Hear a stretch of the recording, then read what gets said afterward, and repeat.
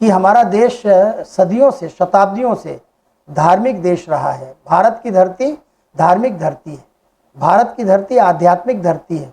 और जो धार्मिक क्षेत्र के लोग थे भारतवर्ष में, संत महात्मा ऋषि मुनि, धर्माचार्य, साधक, सन्यासी, उन्होंने इस धरती को अपने संस्कारों के द्वारा, अपने तप के द्वारा अभिसिंचित किया है। और उन्हीं संत महात्माओं ने मातृदेवो भव, पितृदेवो भव, आचार्य देवो भव, अतिथि देवो भव, स्वाध्याय प्रवचनाभ्याम मां प्रमदितव्यम कह करके इस देश की परंपरा को सुरक्षित रखा है। लेकिन दुर्भाग्य ये है कि 1000 वर्ष तक भारत गुलाम रहा। कुछ दिन यहाँ मुगलों ने शासन किया तो हमारे जीवन मूल्य ध्वस्त करने में कोई कोर कसर नहीं छोड़ी। उसके बाद जो है गोरे अंग्रेज आ गए, उन्होंने भी हमारी संस्कृति को विनष्ट करने का प्रयास किया। तो 1000 वर्ष की गुलामी के बाद जो पीढ़ी सामने आई वो कहीं ना कहीं उस मानसिकता की आ गई जिसके अंदर संस्कार ही विलुप्त हो गए।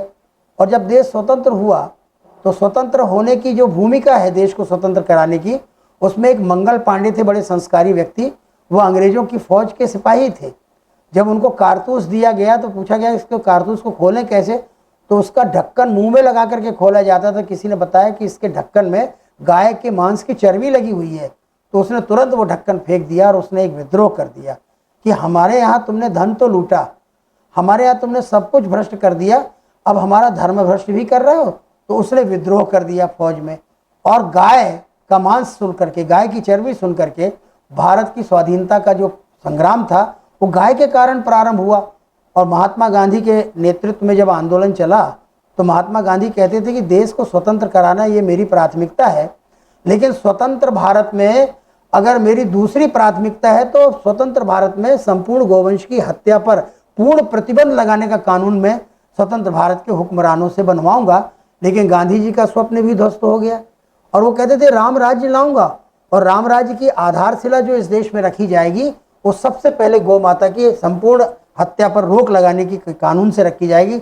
लेकिन उल्टा हो गया, अंग्रेज जब देश से चले गए तो आज़ादी का जो दीपक जलाया जाना चाहिए था वो अयोध्या के राम जन्मभूमि पर जलाया जाना चाहिए था, क्योंकि वो भी ध्वस्त पड़ा था।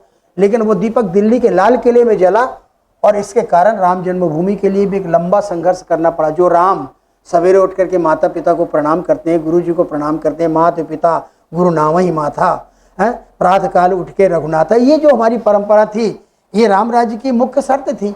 लेकिन वो स्वप्न ध्वस्त हो गया और आज भी हम गाय के लिए संघर्ष कर रहे हैं, इसलिए गोधाम बना रहे हैं। और उस गोधाम में गाय को जब माँ के दर्जा दिया गया है तो हम बच्चों को लाके गाय माँ से मिलाते हैं और कहते हैं इसका दूध पी करके हमारी बुद्धि शुद्ध होनी चाहिए।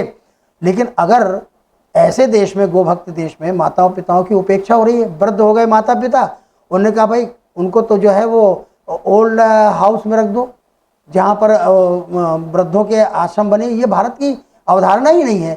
हमारे यहाँ तो वानप्रस्थ आश्रम है कि माता पिता अपने दायित्व को बच्चों को सौंप करके जंगल चले जाते थे और वहाँ ऋषियों के बीच में बैठ करके तप करते थे, साधना करते थे, और तप की ऊर्जा जो उनके अंतःकरण में होती थी उससे वो अपने पुत्र पुत्रियों को, अपने नाती पोतों को आशीर्वाद देते थे।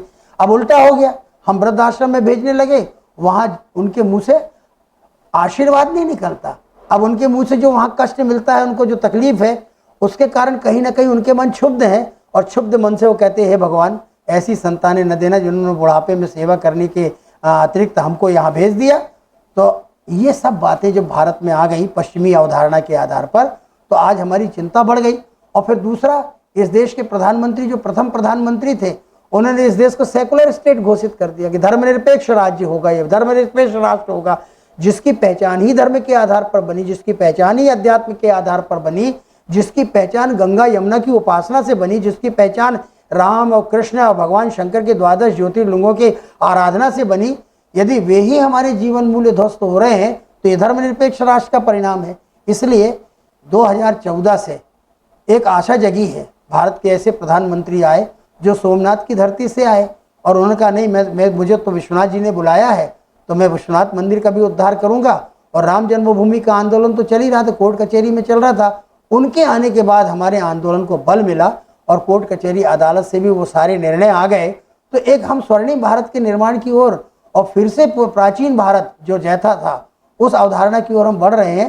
तो ऐसे कार्यक्रम आज के युवक युवतियों के, अब हम देखो अंग्रेजी पढ़ रहे हैं और जब अंग्रेजी पढ़ते हैं तो एक युग और बदला, सैटेलाइट का युग आ गया, हमारे यहाँ संचार क्रांति बढ़ गई। कभी दुनिया बड़ी छोटी लगती, बहुत बड़ी लगती थी, लेकिन अब दुनिया इतनी छोटी हो गई सिमट के कि हम बैठे बैठे सारी दुनिया का समाचार ले रहे हैं सैटेलाइट के माध्यम से। तो दुनिया का हमारे यहाँ आ रहा है। तो ऐसा न हो कि इस स्वीकारता के आगे हमारे जीवन मूल्य ध्वस्त हो जाए, इस दृष्टि से ऐसे आयोजन होने चाहिए। अब गाय माता का प्रश्न लेते हैं। ये गोधाम है, यहाँ गाय की चर्चा किए बिना काम तो नहीं चलेगा। तो गोधाम है कि गाय की 400 गाय रखी गई हैं जो सड़कों पर घूम रही थी या लोगों ने उपेक्षित कर दिया था। हमारे आदरणीय ज्ञानचंद जी वालिया जी ने यहाँ पर गोधाम भी बनाया, मातृ पितृ धाम भी बनाया, और यहाँ गाय की भी पूजा हो रही है, गुरु की उपासना भी रही। तो पंजाब की धरती गुरुओं की धरती है, इसलिए गुरुओं का भी सम्मान यहाँ पर होना चाहिए। तो ऐसे रचनात्मक कार्यक्रमों की सर्जना करके उन्होंने ये जो आयोजन प्रारंभ किए हैं, ये वास्तव में सराहनीय है, प्रशंसनीय है, और युग की ये आवश्यकता है। और युग की आवश्यकता होने के कारण ये जीवन मूल्य धूल दूषित ना हो, इसलिए ऐसे कार्यक्रम भारत की नई पौध, नई पीढ़ी के सामने आना चाहिए। छोटे छोटे बच्चे जो काम करते हैं, देखिए मैं कुम्हार का उदाहरण देता हूँ। कुम्हार घड़ा बनाता है कच्चा, और उस घड़े में आकृति बेल बूटे बनाता है अपनी उंगली के माध्यम से। तो उसको वो गर्म करता है, तपाता है, और उसके बाद जब वो घड़ा पक्का हो जाता है तो उसके बेल बूटों को रंग रोगन कर देता है। घड़ा फूट जाता है लेकिन वे बेल बूटे नहीं छूटते हैं।